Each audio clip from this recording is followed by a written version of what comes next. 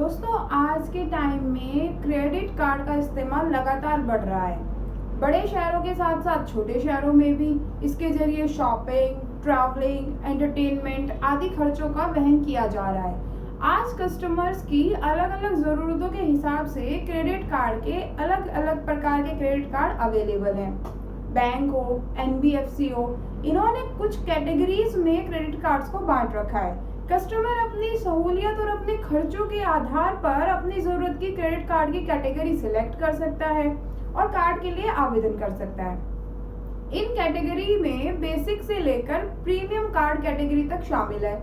विभिन्न कैटेगरी के credit card के फीचर्स और बेनिफिट्स अलग अलग होते हैं।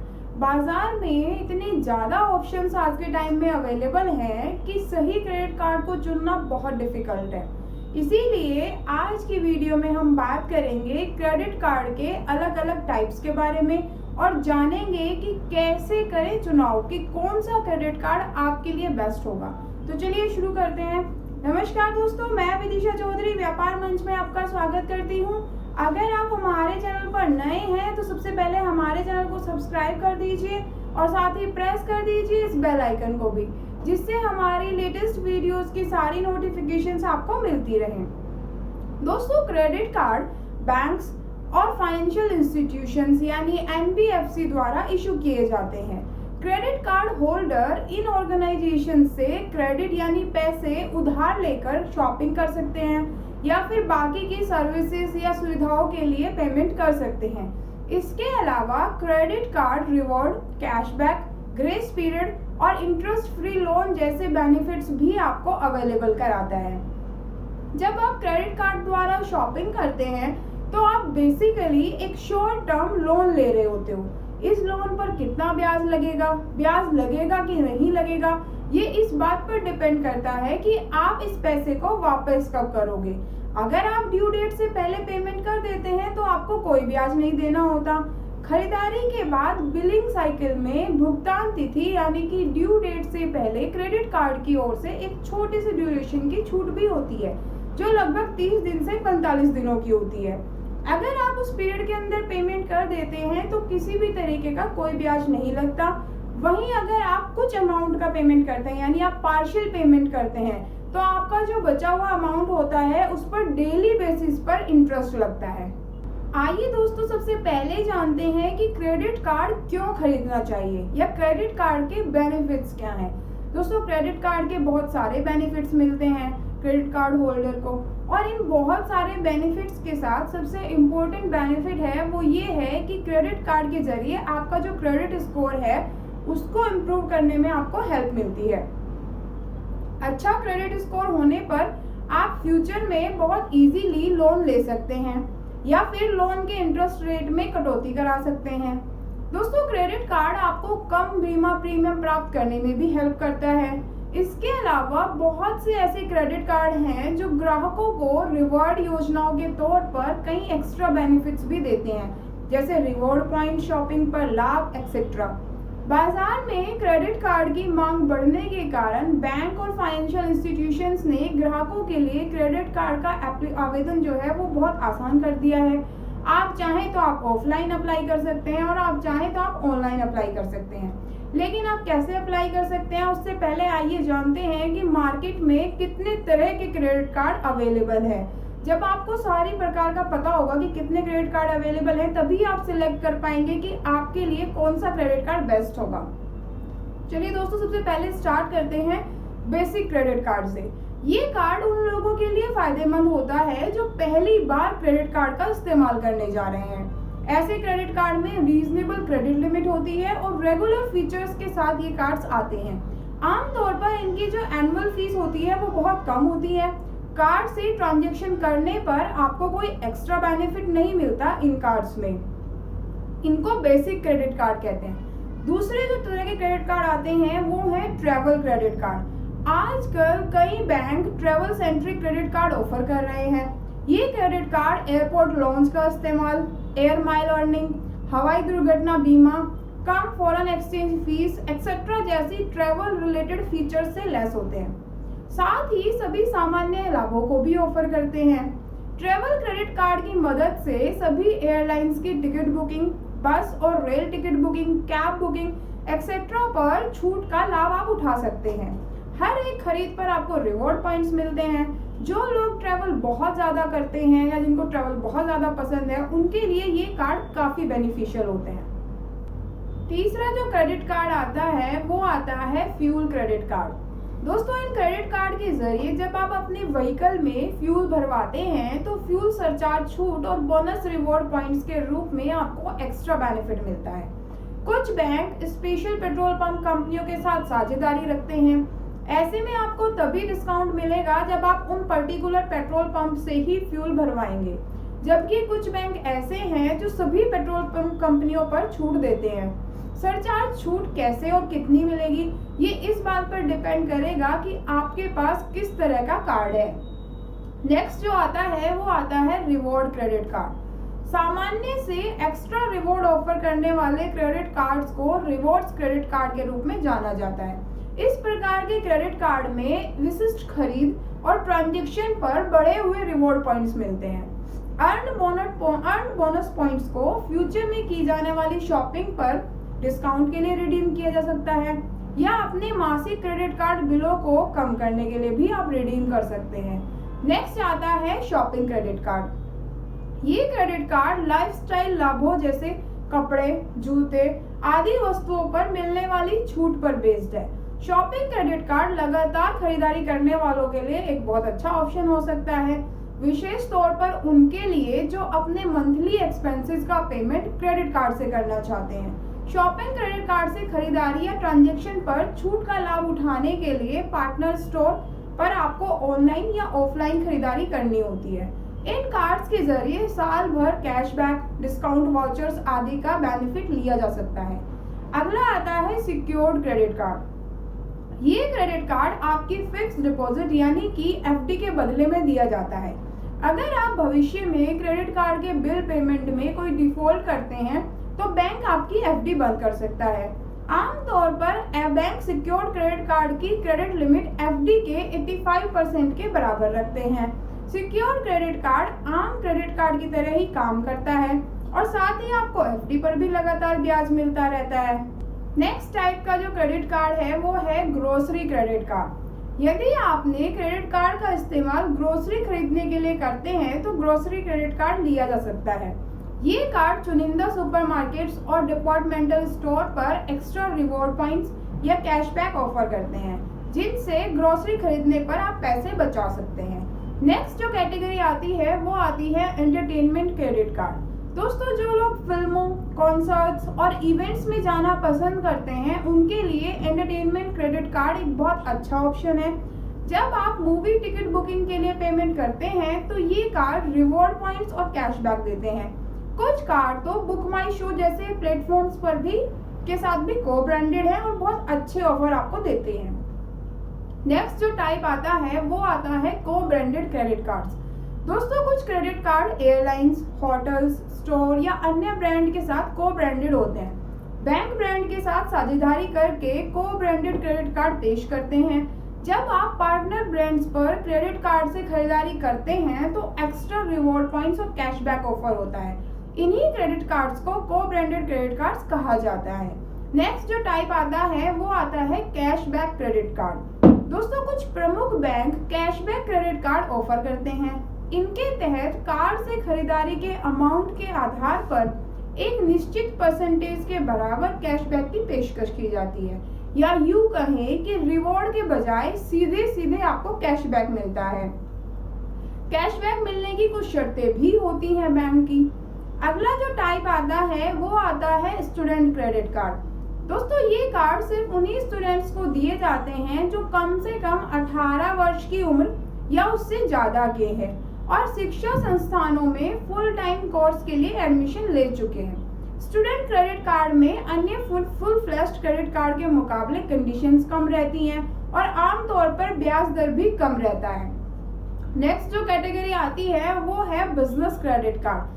दोस्तों, ये कार्ड स्पेशल रूप से बिजनेस यूज के लिए डिजाइन किए गए होते हैं। इनके पीछे का जो मेन मोटिव होता है वो होता है बिजनेस और पर्सनल एक्सपेंसेस अलग अलग रहें। हालांकि बिजनेस क्रेडिट कार्ड आपको तभी मिल सकते हैं जब आपकी अच्छी क्रेडिट हिस्ट्री होनी ज़रूरी है इनके लिए, तभी आपको ये मिल सकते हैं। नेक्स्ट आता है बैलेंस ट्रांसफ़र क्रेडिट कार्ड। दोस्तों, इस तरह का कार्ड आमतौर पर किसी एक कार्ड की बकाया राशि का पेमेंट दूसरे कार्ड से करने के लिए खरीदा जाता है। अगर आपके किसी कार्ड पर ब्याज दर हाई है तो आप उसके द्वारा चुकाए जाने वाले क्रेडिट को बैलेंस ट्रांसफर क्रेडिट कार्ड में शिफ्ट कर सकते हैं। इस कैटेगरी में कई कार्ड ब्याज मुक्त समय अवधि या फिर एक निश्चित अवधि के लिए कम ब्याज दर की सुविधा भी देते हैं। अगला जो टाइप आता है वो है प्रीमियम क्रेडिट कार्ड। ये कार्ड कुछ स्पेशल कैटेगरी के लोगों को ध्यान में रखकर डिजाइन किए गए हैं। Premium credit card golf clubs, airport lounges, insurance और कंसिडर सर्विसेज की फ्री एक्सेस आपको अवेलेबल कराते हैं। ये कार्ड कॉम्प्लीमेंट्री ट्रेवल और होटल अकोमोडेशन कूपन्स के साथ भी आते हैं, पर ये कार्ड हर किसी के लिए अवेलेबल नहीं होते। ये प्रीमियम क्रेडिट कार्ड सिर्फ कुछ प्रीमियम कैटेगरी के लोगों के लिए ही अवेलेबल होते हैं। नेक्स्ट आता है किसान क्रेडिट कार्ड। दोस्तों, ये कार्ड कुछ प्रमुख बैंकों के द्वारा दिए जा रहे क्रेडिट कार्ड में एक नया ऑप्शन ऐड हुआ है। भारत में किसान क्रेडिट कार्ड भारत के ग्रामीण किसानों को प्रदान किए जाते हैं ताकि वो अपनी मनपसंद ब्याज दरों पर क्रेडिट ले सकें। कुछ जो गवर्नमेंट द्वारा किसान क्रेडिट कार्ड ऑफर किए जाते हैं उन पर सरकार से सब्सिडी भी मिलती है। तो दोस्तों, ये तो हमने आपको बता दिए different types of credit card. अब आप खुद सोचिए कि आपकी रिक्वायरमेंट क्या है और उस रिक्वायरमेंट में कौन सी तरह का क्रेडिट कार्ड फिट होता है। आइए अब जानते हैं कि अगर आप क्रेडिट कार्ड लेना चाहते हैं तो उसके लिए क्या एलिजिबिलिटी है, एलिजिबिलिटी क्राइटेरिया क्या है। दोस्तों, क्रेडिट कार्ड के लिए अलग अलग कस्टमर के हिसाब से अलग अलग जो क्वालिफिकेशन है वो अलग अलग है, योग्यताएं अलग अलग है। हालांकि जो बेसिक योग्यताओं की अगर हम बात करें तो वो है कि आपको कम से कम 18 साल का होना चाहिए, चाहे आप सैलरीड हो या आप एंटरप्रेन्योर हो, कोई बिजनेसमैन हो। आपके पास अपने क्रेडिट कार्ड बिलों की पेमेंट करने के लिए इनकम का रेगुलर सोर्स होना चाहिए, यानी कि आपकी जो मिनिमम इनकम लिमिट है वो अलग अलग कार्डों के लिए अलग अलग है, उसके अकॉर्डिंग आपकी मिनिमम इनकम होनी चाहिए। आपकी कोई बैड क्रेडिट हिस्ट्री नहीं होनी चाहिए तो आपको लोन मिल सकता है, आपको क्रेडिट कार्ड मिल सकता है। आइए अब जानते हैं कि क्रेडिट कार्ड अगर आप अप्लाई करने जा रहे हैं तो आपको कौन कौन से डॉक्यूमेंट्स की जरूरत होगी। दोस्तों, क्रेडिट कार्ड अप्लाई करने के लिए आपको आईडी प्रूफ देना होगा, जिसमें आप अपना पासपोर्ट, पैन कार्ड, आधार कार्ड, वोटर आईडी दे सकते हैं। आपको एक रेजिडेंशियल प्रूफ देना होगा, जिसमें आप आधार कार्ड, इलेक्ट्रिसिटी बिल या टेलीफोन बिल दे सकते हैं।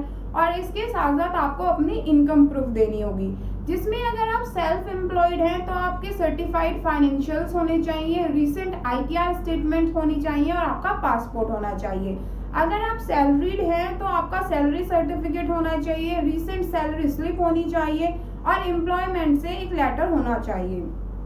अगर आपके पास ये डॉक्यूमेंट है तो आप ऑनलाइन या ऑफलाइन दोनों ही तरीके से क्रेडिट कार्ड के लिए आवेदन कर सकते हैं। आइए अब जानते हैं कि कैसे चुने अपने लिए सही क्रेडिट कार्ड। दोस्तों, बाजार में अवेलेबल कई क्रेडिट कार्ड विभिन्न प्रकार के लाभ ऑफर करते हैं। आपके लिए सही क्रेडिट कार्ड कौन सा है ये इस पर डिपेंड करता है कि आप शॉपिंग कैसे करते हैं और आप अपने क्रेडिट कार्ड बिल का जो पेमेंट है वो कैसे करना चाहते हैं।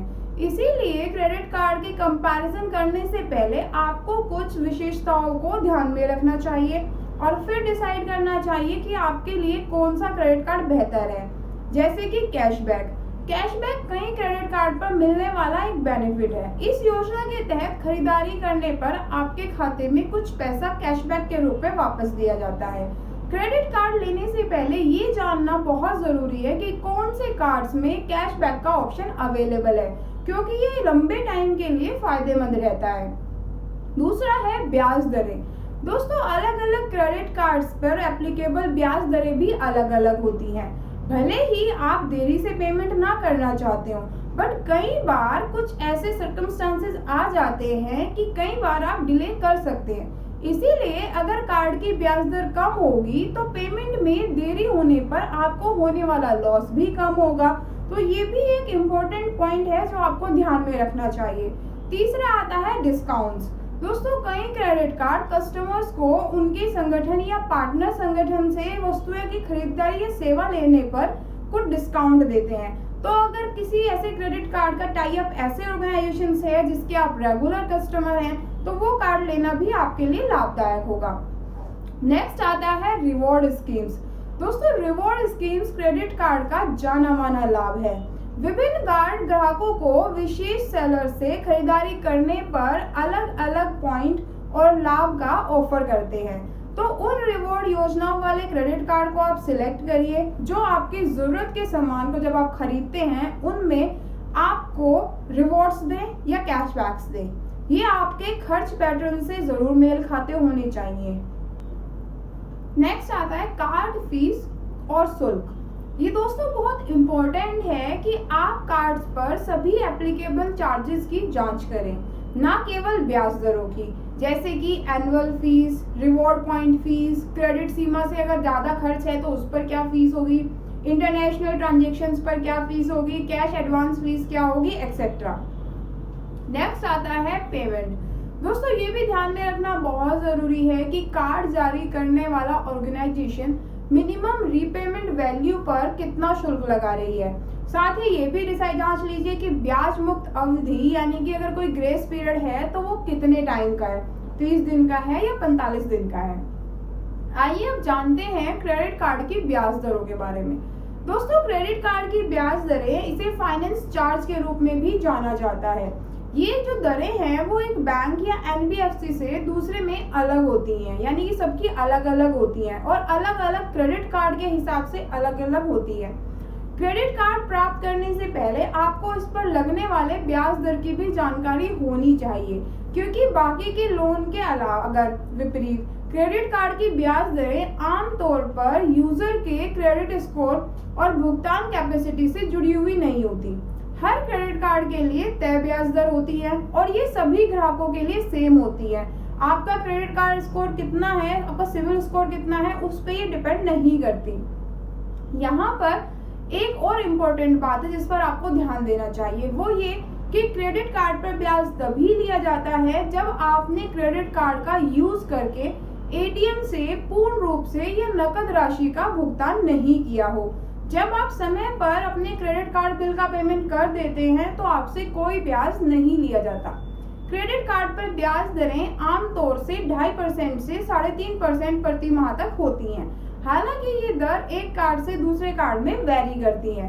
दोस्तों, क्रेडिट कार्ड लेने से पहले अलग अलग तरह के क्रेडिट कार्ड पर मौजूद फीस और शुल्क पर ध्यान जरूर दें और ये तय करें कि आप अपने स्पेशल फाइनेंशियल नीड्स के अकॉर्डिंग अपने लिए बेस्ट क्रेडिट कार्ड बाय करें। तो दोस्तों, इस तरह से आप अपने लिए चुन सकते हैं कि कौन सा क्रेडिट कार्ड आपके लिए बेस्ट रहेगा और उसी कार्ड के लिए आप अप्लाई कर सकते हैं। आप अप्लाई ऑनलाइन भी कर सकते हैं और ऑफलाइन भी कर सकते हैं। जैसे अगर आप ट्रैवल बहुत ज़्यादा करते हैं तो ट्रैवलिंग वाला आपके लिए बेस्ट होगा। आप शॉपिंग बहुत ज़्यादा करते हैं तो आप शॉपिंग वाला कार्ड ले सकते हैं। इस तरीके से आप डिसाइड कर लीजिए और उसके बाद अपना आवेदन कीजिए।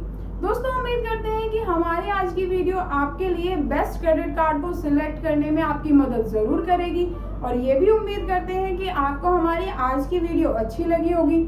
हमारी वीडियो आपको कैसी लगी ये हमें ज़रूर बताइएगा नीचे कमेंट करके और ये भी उम्मीद करते हैं कि आपको हमारी वीडियो अच्छी लगी होगी तो इसे ज़्यादा से ज़्यादा लाइक कर दीजिए, अपने दोस्तों के साथ भी शेयर कर दीजिए। एंड हाँ, अगर आपने हमें सब्सक्राइब नहीं किया है तो जल्दी से सब्सक्राइब कर दीजिए। Thank you.